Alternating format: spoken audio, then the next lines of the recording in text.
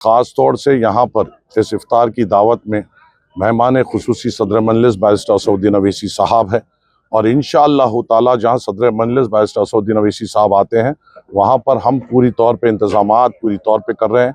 पिछले साल अल्हम्दुलिल्लाह जो रिपोर्ट्स के मुताबिक 20 से 25 हज़ार रोज़ेदार यहाँ पर आए थे। कल के लिए हम 35 हज़ार से ज़ायद लोगों के लिए तैयार हैं, और हम उम्मीद ये रखते हैं रोज़ेदार आएंगे, बेहतरीन इफ्तार होगा। उसके साथ हर तरीक़े से उनकी आमद का हम इस्तकबाल करेंगे।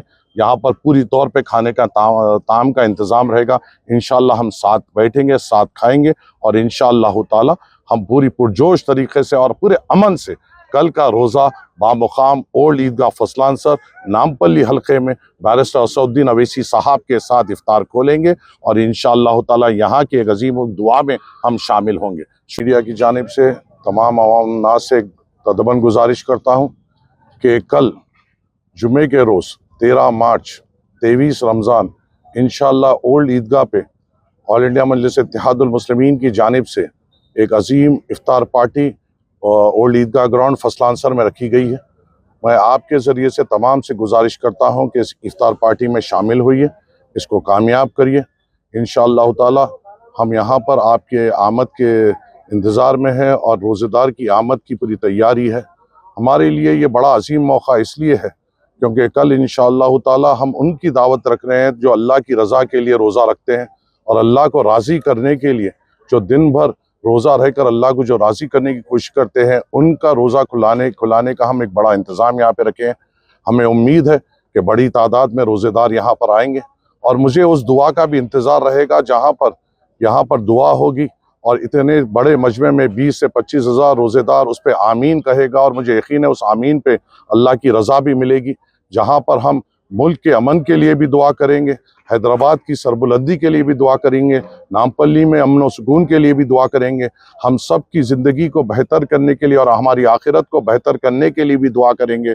और जब इतने बड़े तादाद में रोज़ेदार आमीन बोलेगा, और हमें अपने उलमाए कराम ने सिखाया है कि वो वक्त जब रोज़ेदार अपने रोज़ा खोलने के करीब होता है, अल्लाह उसकी आमीन को रद्द नहीं करता, और जब इतने बड़े मजमे में आमीन कहा जाएगा उसकी दुआ का एक असर ही होगा।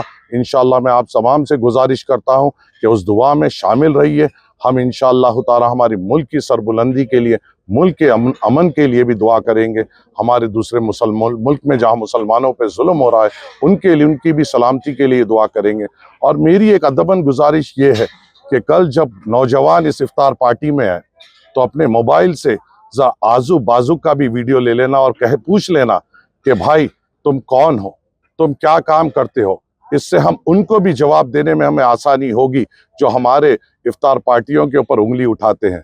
अरे ये कोई हमारी ज़ाती पार्टी नहीं है, ये इफ्तार की दावत है जहां हम ये जो तैयारी कर रहे हैं अल्लाह की रज़ा के लिए तैयारी कर रहे हैं, और उसकी आमद के लिए ये जोश और खरूज से काम कर रहे हैं। जो अल्लाह की रज़ा के लिए रोज़ा रहता है, और जो अल्लाह की रज़ा के लिए रोज़ा रख रहा है, और उसके रोज़े खुलाने के लिए अगर हमें और लुटना पड़े लुटेंगे, और इनके दूसरों के साथों पे सांपा लूटना है लुटाएंगे, मगर हम हमारे रोज़े को बड़ी जोश और खरूर से मनाएंगे। और इंशाअल्लाह ताला नामपल्ली की सरजमीन से ये पैगाम देंगे कि हम यहाँ पर एक अजीम व शान इफ्तार की दावत रखे हैं, जहाँ पे हर कोई यहाँ पे इनवाइटेड है, हर किसी को दावत है, अमीर को दावत है, गरीब को दावत है। और यहाँ पर इंशाल्लाह एक बड़ी अजीम पैमाने पे मजलिस इत्तेहादुल मुस्लिमीन के लिए की जानिब से इफ्तार की दावत रखी गई है। मैं तमाम नौजवानों से, मेरे बुज़ुर्गों से, हर किसी से अदबन गुजारिश करता हूँ कि कल यहाँ पर आइए और आकर इस इफ्तार की दावत को कामयाब करिए।